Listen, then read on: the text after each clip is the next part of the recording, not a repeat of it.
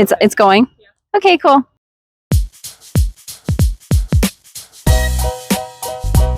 It's day 4. We road trip to visit my sister, so I am wearing this sweatshirt, and the letters are Vintage Quilt Pieces, and I do actually offer this custom sweatshirt. It's in my Etsy shop. And then bonus, this purse. I use this every single day. I made this out of a thrifted pair of jeans and a vintage quilt.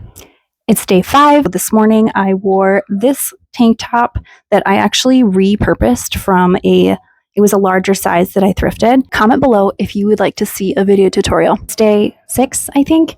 And this is what I wore earlier today to a Mamma Mia themed bridal shower.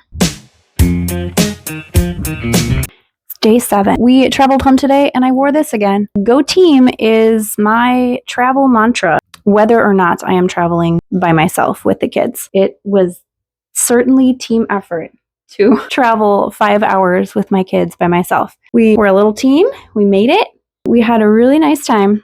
This is a size or 2 larger than I normally wear. I want to take the band off, chop it, and then move the band up.